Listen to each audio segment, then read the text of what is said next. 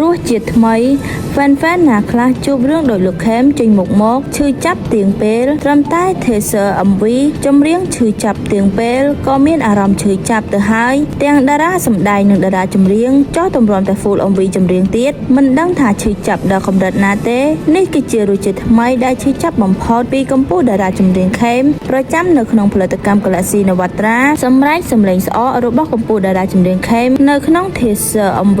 ឈឺចាប់ទៀងពេលពិតជាឆក់យកបេះដូងអ្នកគាំទ្រច្រើនណាស់ឲ្យស្លងអារម្មណ៍នឹងបទចម្រៀងមួយបទនេះជាពិសេសស្នាដៃដឹកនាំសម្ដែងរបស់អ្នកផលិតនៅក្នុងផលិតកម្ម Galaxy Navatra កាន់តែធ្វើឲ្យអ្នកគាំទ្រពេញចិត្តស្ដុកតែម្ដងជាមួយនឹងការសម្ដែងដ៏ប៉ិនប្រសប់របស់បរិសង្ហាតុបវិសាលនិងកញ្ញារតនៈដួងដាវស៊ីសង្វាក់ទៅតាមអត្ថន័យនៃបទចម្រៀងខ្លាំងមែនទែនបទចម្រៀងឈឺចាប់ទៀងពេលគឺនិពន្ធ Melody និងទំនុកច្រៀងដោយលោកហឹមឡៃហ៊ីមនិងនិពន្ធបទភ្លេងដោយខេភ័ក្រទាំងអត្ថន័យនៃបទចម្រៀងក៏ដូចជាការដឹកនាំសម្ដែងនៅក្នុងបទចម្រៀងបែបមនោសញ្ចេតនាឈឺចាប់ហូរទឹកភ្នែកមួយបទនេះបានឆក់យកបេះដូងអ្នកគាំទ្រយ៉ាងច្រើនដោយម្នាក់អន្ទះសារនិងបានសំណូមពរឲ្យចេញ Full MV ឆាប់កុំភ្លេចរងចាំទស្សនា Full MV ចម្រៀងឈឺចាប់ទៀងពេលដែលមានក្នុងផលិតកម្ម Galaxy Navatra ក្នុងពេលឆាប់ខាងមុខថារសជាតិថ្មីរបស់លោកខេមនៅក្នុង MV ចម្រៀងនេះឈឺចាប់ដល់កម្រិតណា